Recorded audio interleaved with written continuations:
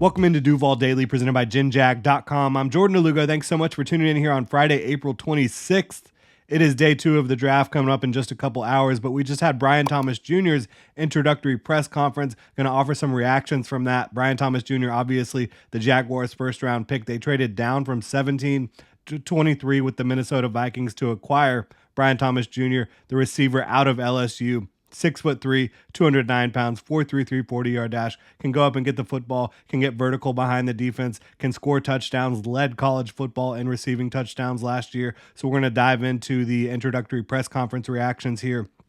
We had Doug Peterson, Trent Baalke, and Brian Thomas Jr. all meeting with the media over at the bank. Really appreciate you guys tuning in. If you enjoy the content, please like, subscribe, hit that notification bell. You can also check out genjag.com/shop. Pick up some new Duval gear like the hat I am wearing right now. So without further ado, let's talk about this press conference. It's an introductory press conference, so it's not going to be all that informative, but I think there's some things to take away from this here.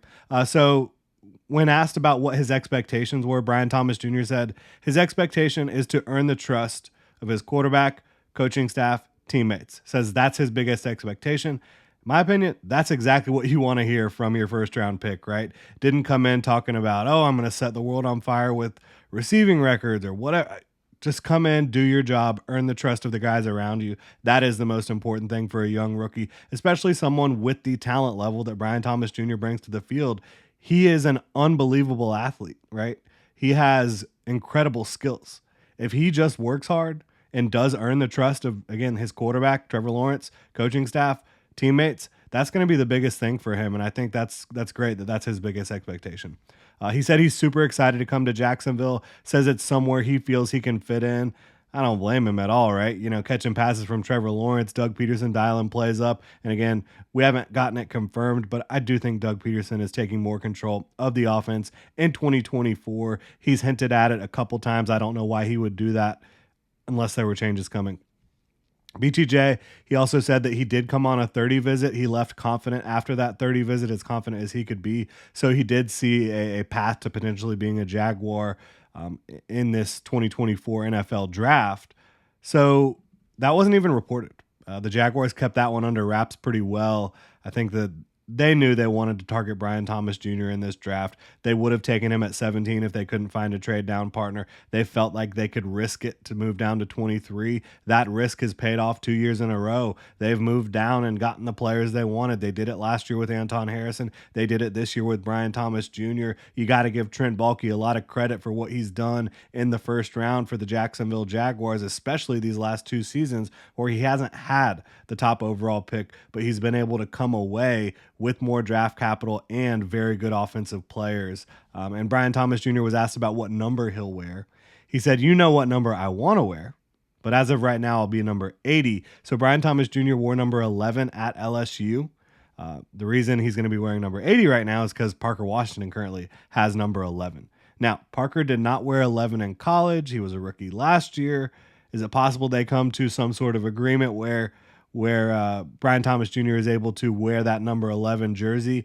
Either way, doesn't really matter to me. We have seen Reggie Williams wear number 11, but 80 is a great number as well. I think, you can't really go wrong with wide receiver numbers, and Brian Thomas Jr. brings plenty of swag to the field. So either way, I think he's going to be able to rock it. Talked about how he was a 2-sport star, big-time basketball player in high school. Doug Peterson really said that he loves having multi-sport athletes because it makes you a more well-rounded athlete coming up, and just helps you regardless of whether you're playing basketball like Brian Thomas Jr. was. Doug Peterson brought up track. He brought up wrestling as well.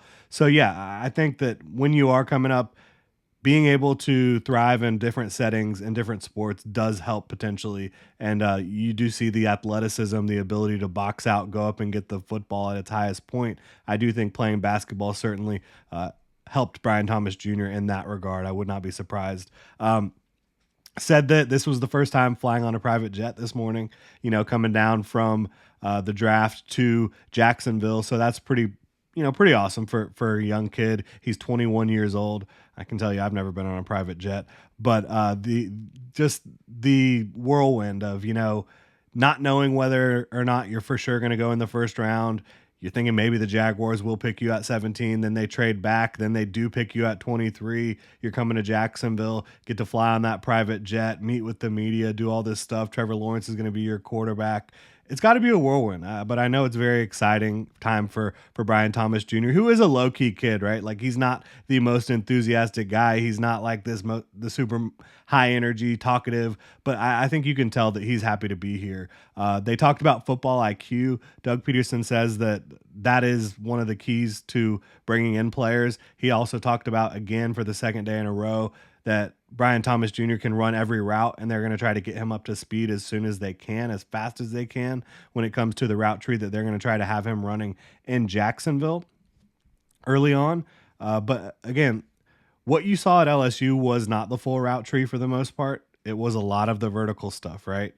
Everything that's on the vertical plane.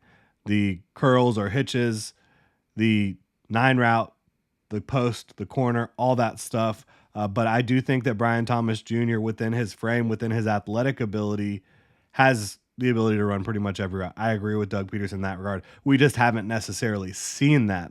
And at LSU, they didn't need to do that a lot because they had a vertical strike offense with Malik Neighbors, with Brian Thomas Jr., and Jaden Daniels, a very good deep passer of the football. So they really didn't need to get too advanced when it comes to the route tree. You do see examples on tape of Brian Thomas Jr. doing other things, and I think the Jaguars will ask him to grow that route tree as he moves forward, but I don't think that there's anything within his game that's like prohibitive of running more routes.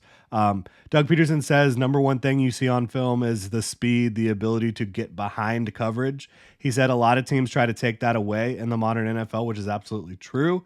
Says it's our job as coaches to make sure that they cannot take that away and to get Brian Thomas Jr. to be able to really thrive in the 10, 15, 20, 25-yard range downfield where you can really pick up chunk plays at a higher clip in the NFL.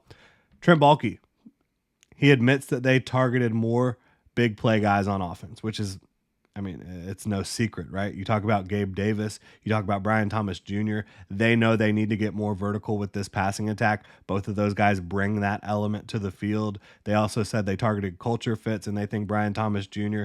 fits their culture to a T. Again, hardworking, loves football, nice guy, is going to come in and work his butt off to try to be as best as he can. And he's also just a freak show, right? Like Trent Baalke, throughout his time as a general manager, he's drafted a lot of guys that check boxes when it comes to size, weight, speed, athleticism, all that stuff. And Brian Thomas Jr. certainly does check those boxes.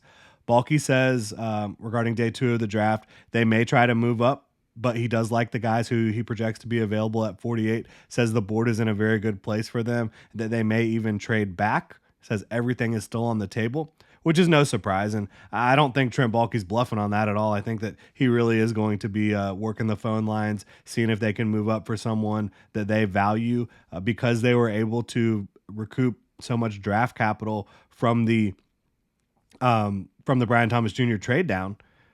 They could now potentially use some of that if they want to move up and not have it really negatively impact their overall output of draft picks, right? So we'll see how it plays out there. He said you're going to see a lot of defensive guys come off the board soon because the first round was so offensive heavy. Thinks there's going to be a good run on defensive players. Says there's going to be a lot of guys in the second round that will start in the NFL. I agree with him. I think there's going to be a lot of guys in the third round of this draft that will also start in the NFL. Baalke said that regarding Brian Thomas Jr., it was a great fit with need and talent. Like the Jaguars felt they needed another outside vertical wide receiver and that the talent aligned. I completely agree. They absolutely did need that. They needed someone who has the potential to be a real number 1 receiver in this offense for Trevor Lawrence and with Doug Peterson calling plays. And for me, Brian Thomas Jr. was right in that range. Like I had him in the low 20s on my big board, and that's exactly where the Jaguars got him. And that is grading him where he is right now as a prospect, which again is someone who had a somewhat limited route tree at LSU, someone who has a lot of room to grow as a player, but has all the physical traits. Like if you're grading Brian Thomas Jr. to his potential is out of this world. I've said that a few times the last 24 hours or so. Brian Thomas Jr. has pretty much unlimited potential as an athlete, as a wide receiver. So very excited about that. And now look, when it comes to day two, there were rumors that the Jaguars tried to move back up last night. Whether or not that was true or not, I'm not 100% sure. But I think the Bills are open for business at 33. I would not be surprised at anything when it comes to moving up or down in this draft on day two. I think you could be looking for cornerback, edge, defensive line, offensive line. In my opinion, early on with this second and third round pick, the Jaguars have 48 overall and 96, which is a compensatory pick. They traded away their third round pick in the Calvin Ridley deal to the Atlanta Falcons. So we'll see how it all plays out. Really appreciate you guys tuning in. Let me know what you think about Brian Thomas Jr. coming to Duval, this introductory press conference. If you enjoy the content, please like, subscribe, hit that notification bell. Y'all have a good one.